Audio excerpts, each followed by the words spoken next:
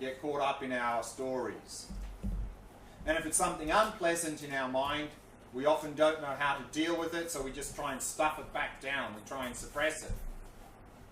So we don't have a habit of observing our thoughts, emotions, and memories. We either get caught up in them or we try and suppress them.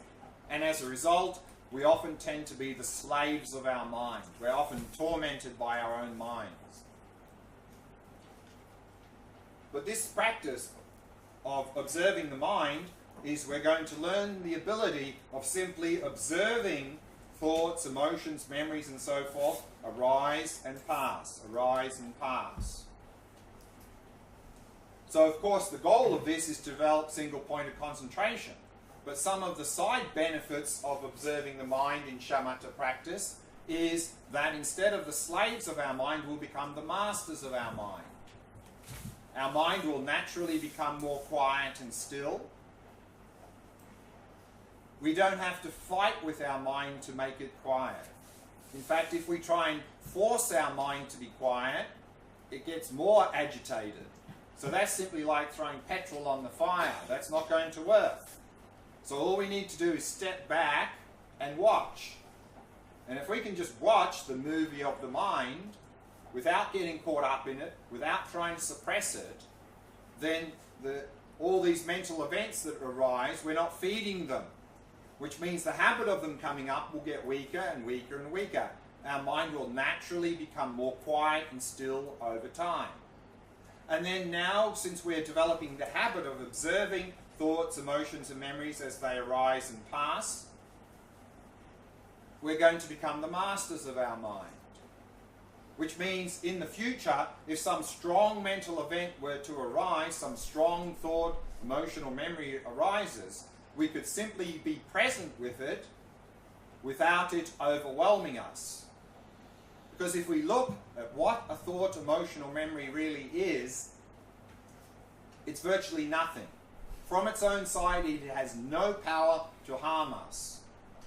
Thoughts, emotions, and memories only have power if we give them power. And we give them power by either identifying with them and following them or trying to suppress them. Then they have a lot of power to harm us. But if we can simply step back and watch, they have no power to harm us. So there are enormous benefits with this practice, and we're going to be looking at this practice tomorrow. And then the third object we're going to look at on Friday, and probably a little bit tomorrow afternoon as well,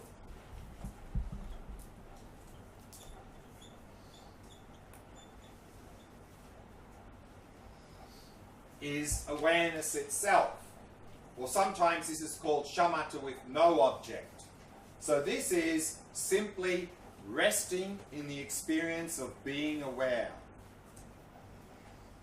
Many people find this even more challenging than the mind or the breath. Again, it's very subtle, but the reason many people find this challenging is not because it's complicated, but actually because it's too simple. Because this practice basically involves doing nothing. We don't know how to do nothing. We always want to do something. So this practice is more about being than doing.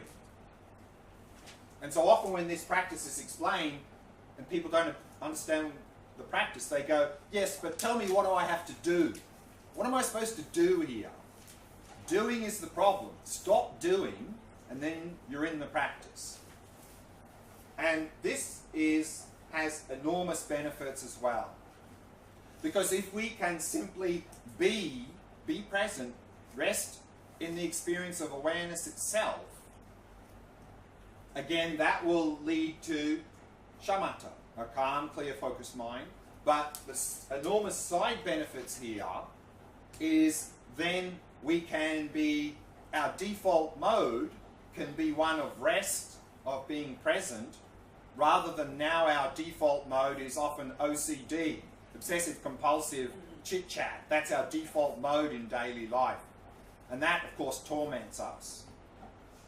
And if we can simply make that our default mode, resting in the stillness of our mind, then we can effectively engage in daily life activities without getting overwhelmed. And this practice in particular is also well known as a bridge into the Vipassana practice. Because if we simply rest in the stillness of our mind, if we're very intuitive and sharp, that may lead to an insight into the nature of our mind. So it's very much a bridge into the Vipassana practice. So enormous benefits with this object as well. So we're going to look at that tomorrow afternoon and then Friday morning. Any questions about any of those objects? Can you explain again the difference between the mindfulness practice? I'll give a brief answer and then we'll talk about it in more detail. The difference between these two practices, in the mind practice, we are observing the mind plus whatever's coming up in the mind. So we're observing thoughts, emotions, memories, arising, passing, rising, passing. In this practice, we're not interested in anything that comes up in the mind. We're simply resting in the experience of awareness itself. Thoughts, emotions, memories will come up, but here we ignore them. We're not paying any attention to them. We're not interested. We're not trying to block them, but we're just not interested in them. There are some other differences, but I'll talk more about that tomorrow.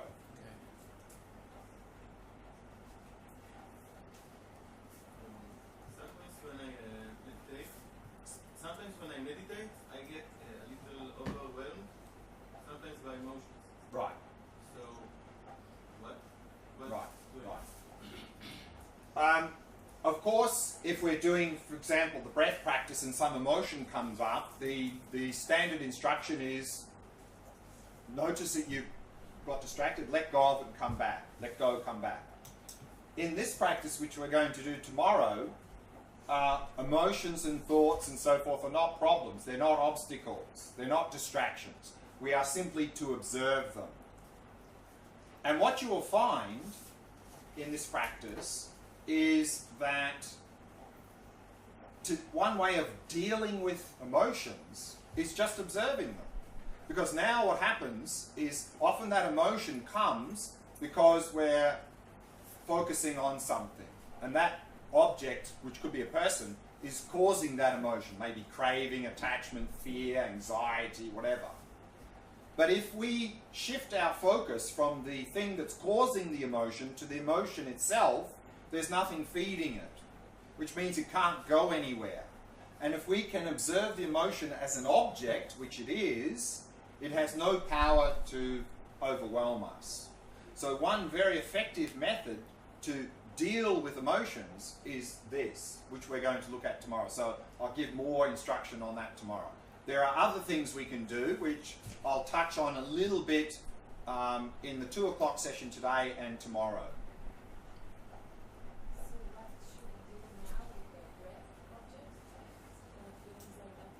Yeah, so with all of these, if some distraction comes up, some emotion, some memory, some thought, is let it go and come back to the breath. Let it go, come back to the breath. That's all we do. Keep coming back to the breath. The first time I learned how to meditate was about 43 years ago. Yeah. When transcendental meditation came to Israel in the mid-70s. Sure. By Maharishi Mahesh Yogi. And I was told to meditate. Don't worry, I didn't do that since then. I was told to do meditation with a certain mantra. Sure. And I did it for a year, and it did help me, I think, to be in awareness, so more or less Sure. concentrating my mind and relax, and always getting back to that mantra. Sure. What's going on with Right. that now? Okay. That was actually my next point, so that's good that you've asked that question because that'll feed into what I'm about to say, is that there are other objects we can use other than these. I mean, if you look in the meditation manuals that give a long list of possibilities, one of those that you often find, particularly in Tibetan Buddhism, they say use a mental image of a Buddha as the object. Many people who try that find it extremely difficult for two reasons. One, we don't know what a Buddha looks like really. And second, many of us have difficulty with visualization in general. So it's a very complex object. But also that has a lot of benefit to use a mental image of a Buddha, because in Tibetan Buddhism, the highest level of practice is a lot of visualization of ourselves in that form and others. So that's preparation for what's called Tantra. So this is good, but difficult. And then sometimes the meditation texts say, oh, you have a difficulty even focusing on the breath? Okay.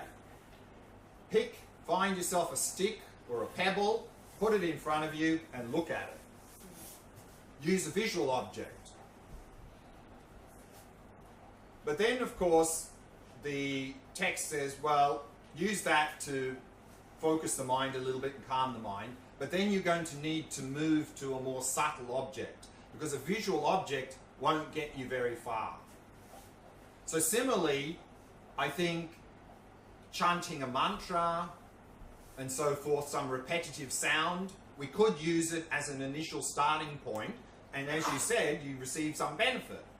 But I think because of the nature of the object, we won't be able to get very far in terms of shamatha practice, using either a visual object or a repetitive sound, chanting a mantra. So yes, it could be helpful to get us into the practice, but then we'll need to move to a more subtle object such as the breath or the mind or so forth.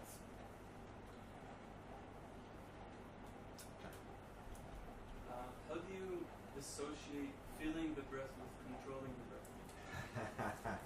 Sorry. Generally, if we have the ability to control something, we try to control it. I mean, that's just our habit. And many of you probably also find in this practice of observing the breath, because we have the ability to control it, we end up controlling it, because that's what we do in our life. We want to control everything. So what we have to do, of course, is notice that we're controlling the breath and let that go. So we have to develop slowly the habit of not controlling the breath. And that may take time, because our habit is we want to control everything. So we just let that go, let it go, let it go, let it go, as much as we can. And it may take time, but the more we do, the better it will go. Okay, so what I'd like to do now is we'll do another mindfulness practice, shamatha practice, observing in the abdomen. So just 1 or 2 points, and then I'll talk more about the practice in more detail in the next session, is we're focusing on the sensations of the rising and lowering of the abdomen as we breathe. And we're doing that with what's called bare attention, meaning we are observing the sensations here directly. So we're not visualizing or imagining. It's not a visualization. We're not imagining the abdomen going up and down, or the breath coming down and going up or something. We are simply observing the sensations of the rising and lowering of the abdomen directly. Okay. So let's do that practice before we take a break. So again, 20-minute meditation.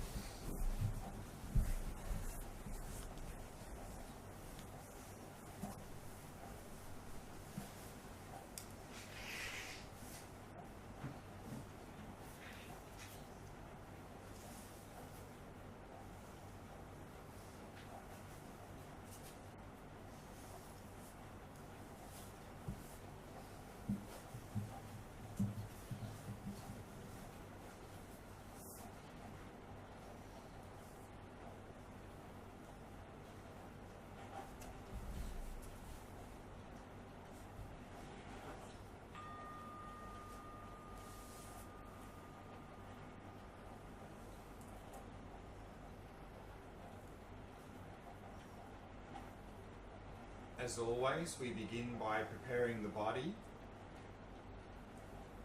So setting the body into a state of relaxation, stillness, and vigilance. So a vigilant posture is simply to keep the back nice and straight. And at the same time, allow the entire body to become completely relaxed, completely at ease.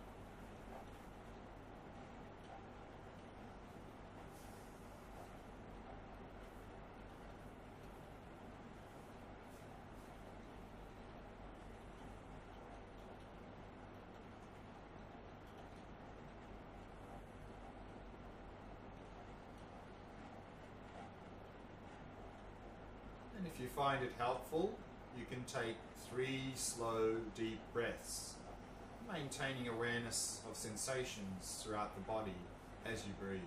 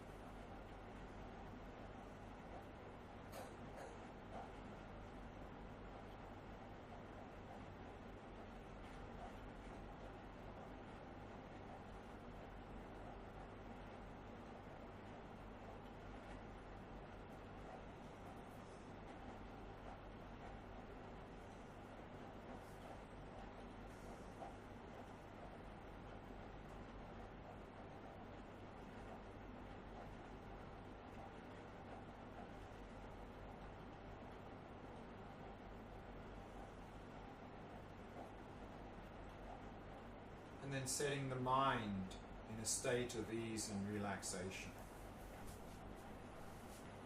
Letting go of any hopes or fears, worries or concerns about the past or the future. And simply bringing the mind into the present moment. And we can do that by focusing on the sensations of the breath throughout the body.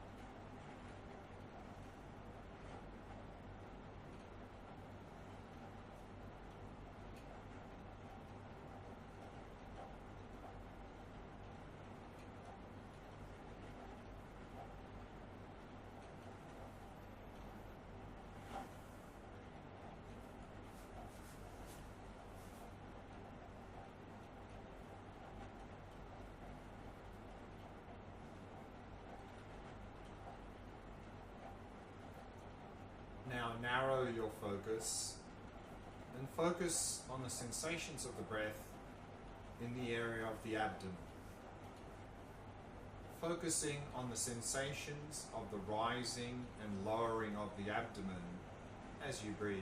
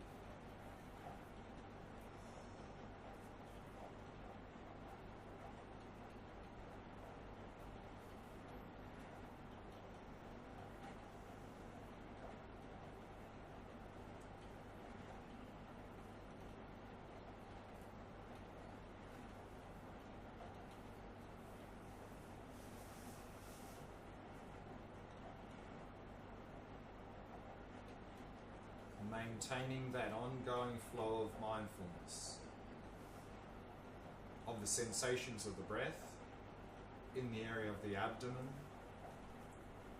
throughout the entire cycle of each in and out breath.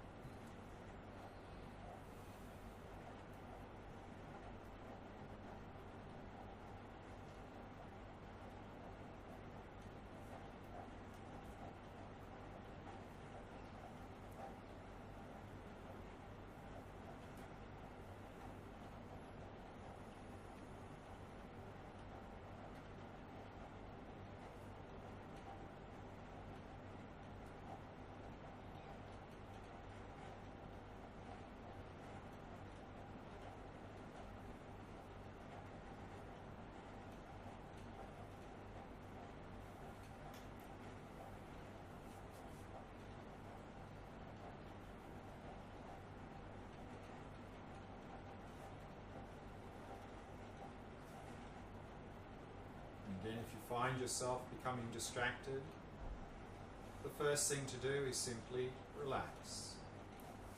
Then release the distraction and very gently return to focusing on the breath. So relax, release, and return. Each time you notice you become distracted, simply keep coming back to the breath again and again.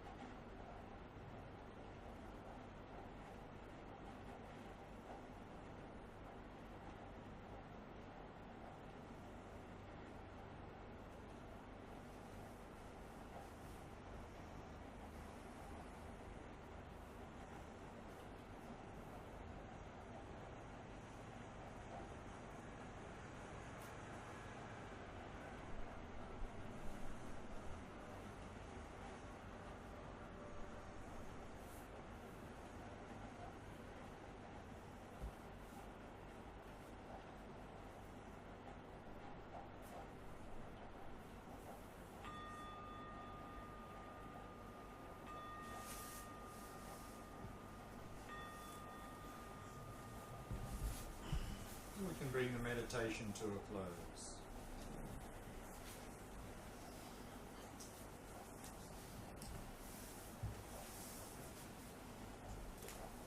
So let's take a morning tea break and come back at 10:45.